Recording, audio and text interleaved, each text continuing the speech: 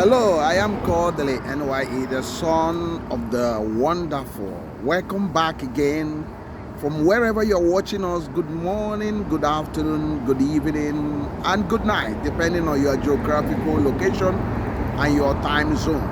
This is street vlogging, where we discuss innovative ways, solutions, and educative ways, and also we entertain. And mostly these are reaction videos which would dabble in some critical issues pertaining to the homeland. Basically, when I talk about homeland, I talk about Nigeria, I talk about Anambra State, I talk about Anibo, and I talk about many other areas. And this is what we do here. And I must say kudos to all of you that have been watching our videos. Remember, this is the wonderful family, and I am the first son of the wonderful, and I am Kodili-nye, the son of wonderful. Now there is a major burning issue that people have been talking about. Many people have been discussing about that. We have dabbled into it on this channel before, but now we are going to take it head on, and I do believe that you will be there and you will actually contribute to your own, because we are here to give you the best and nothing more. The issue at stake is people are talking about who is better, Peter Mbah versus Governor Soludo. Who is better, Peter Mbah versus Soludo? Who is better? Now we are going to dabble into this thing, and I will explain to you what you need to know. Peter Mbah is the executive governor of Enugu State in the eastern Nigeria, and he won through a controversial election, which the Nigeria electoral process is not always fair, is full of a lot of issues, but that's by the way. But since he took over the reign of Enugu State, he has shown the capacity, and he has shown the doggedness, he has shown innovative way of doing things, and he doesn't make too much noise, but he's a man of action. Some people might say that because of what was happening in Abia State, that's pushed him up to do that. But one of the number one thing he did is the issue of water shortages in Enugu City. The city of Enugu is actually the main city in Enugu State. You have Nsukka, but mostly it's Enugu. Everything rotates in Enugu City, and it's former capital of East Central State. And this man in question, by career, is a lawyer. But from how he's take the whole challenge with both hands, he started to see if he can tackle the water issue in Enugu. Although he said 180 days, but he has not actually tackled it completely. But you can see his efforts was paying off. But the water has not actually gone to door yet, but he's still working. But an issue that why many people are suddenly talking about him is his understanding about basically building a bigger economy. And this his own strategy is basically centered around Enugu City and his surroundings. So what he did is that he looked at some of the assets, diminishing assets in Enugu City, like Hotel Presidential, Nike Lake, a lot of other areas like the conference center that was abandoned, and many others. So he noticed that Enugu is actually very, very important to renovate these things. So he gave landmark Nike Lake and to completely turn that place around, which the process is ongoing. The presidential hotel, as I'm telling you, they're about to commission the presidential hotel, which is a master stroke. Remember, the presidential hotel was sold off to some individuals that we don't know what they were doing. They were busy selling off parts of the presidential hotel. That place should have been in a sane society, something, a listed property that cannot be messed around, but not in Nigeria. So he decided to fight tooth and nail and recover the whole thing from those scrupulous businessmen that dabble into that. So now he has turned everything around, and the hotel presidential is back to business, adding a lot of value to Enugu State. And the conference center, this was completely abandoned for years. Nobody's talking about that. All the hoodlums was living in there. Now he has renovated everything and is now put to use. That even the Bar Association, Nigeria Bar Association, are going to be using them. So others are awarding so many roles at the same time in Enugu City. Those roles are, at the last count, is almost 100 or over that is awarding. Although some people question the quality of those roles, but because he's actually concentrating in building a lot in one city, that's actually creating a ripple effect. People can see that. But the master stroke is yet to come. He take on the mantle of saying, I will build a modern bus stations. And at the last count, they are almost finished and commissioned 5 bus stations with CNG buses and electric buses with air condition that are actually using those things.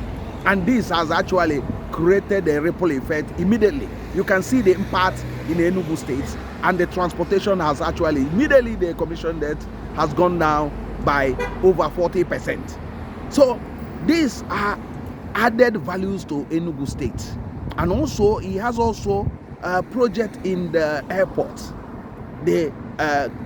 He's trying to get the airport, get the airport under the control of government and use it for export business. He also set up an airline called Enugu Air. All these things is within 2 years. I'm talking about 2 years. Less than 2 years he was actually starting all those things, and he has done a lot in Enugu. Away from Enugu, he has like bus station in Soka, and he's also constructing other roads like Apapa to Nsoka Highway. Not much is being done in the area of rural development and others. But also in Enugu City, he's building or abandoned, is taking on the abandoned international hospital in Enugu, which he will actually get to up to, I think, 600 bedded hospital or 700 bedded hospital. He's expanding it also. So he's also building other things like a story high 5-star hotel, which is at the moment, I heard that is almost on the 4th or 5th level that is due to be finished. I heard some of them are saying before the end of the year or early next year. So these are things that has made him to, draw much attention, and people are looking at those things and saying, what is other governors doing, especially Soludo? So remember, most of these things are concentrated in Enugu City. Not much is heard in other areas, but Enugu City and 15 kilometers away from Enugu State, like his hometown, smart school is actually building smart school, but a lot of them are not completed. There's a lot of smart schools that he has actually started operation. Some of them are still under construction. So there are other things he's doing, but these are the major ones. Now let's turn to Anambra State. Governor Soludo came on board on the promise that he would turn around Anambra State, even at a point saying African Dubai, Taiwan. And he was saying a lot of things. I remember 2010, before he even dream of becoming Anambra State government, coming to Onitsha and looking at Onitsha, he said, this Onitsha main market area will be turned into a Dubai style shopping arena, that these things will be scrapped, everything will be, turned around to multi-story high shopping malls and plazas, that when you come in, you think you are in a different city. He talked about the environment, that he will change Onitsha completely, and he will change many places. So, but now let's bring back to when he took over. When he took over, he made a lot of promises that he will hit the ball going and all those things. So he kept on making all those promises, but what happened is that he faced a lot of challenges. Some of the challenges are self-inflicted. He started being distracted by himself, by making comments about Peter Obi and others, which is not actually competing with Peter Obi or anybody, but he is his own man, supposed to focus on the ball. So he keep on distracting himself. People, insecurity was order of the day in the state.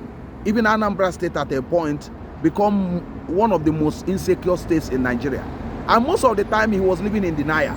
Whenever people talk about that, he say, oh, it's not true, it's not blah blah blah, until finally admitted and started tackling it by launching Operation Udogachi. And that has actually contributed a lot in turning down the monstrous ravengers. But now let's look at his economic impacts. So Soludo decided that Anambra State is fit to have a government house, which he delivered after 30-something years of creation of Anambra State, which is kudos to him. Some people are saying, is it adding any value to the economic development of the state? That's remained to be seen. So he's doing quite a few roads in the Oka area, not that much in Oka, and the flyover. He's actually renovating some roads in Onitsha. In Okpoko, he has done around 10 roads. In many of the places, in many of the towns, he has one road spread around in most of the towns in Anambra State. But one of the things that has made him a bit different from the other governors in Anambra State is dualization of roads. The first one is Amobia to Ekulobia, Oga, Imo State border. And another one is the Agolo to Newi dualization from Newi to Okija. So, and others he promised he would do. So these are major things he has done. And the flyover at Ekulobia, revamping of Ekulobia, which is still ongoing, and the shopping mall in Ekulobia, and the one is also building in partnership in Oka. So when you look at Soludo, you can see that his agenda is to spread development.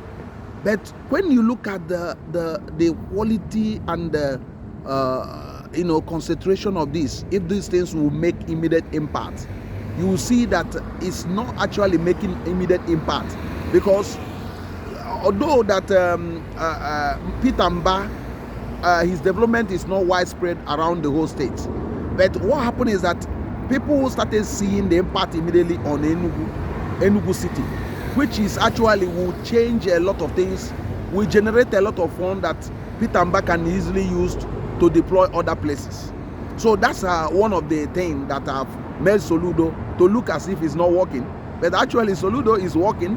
But when you compare to, if you let's look at Enugu City and Onitsha, has Soludo make much difference in Onitsha?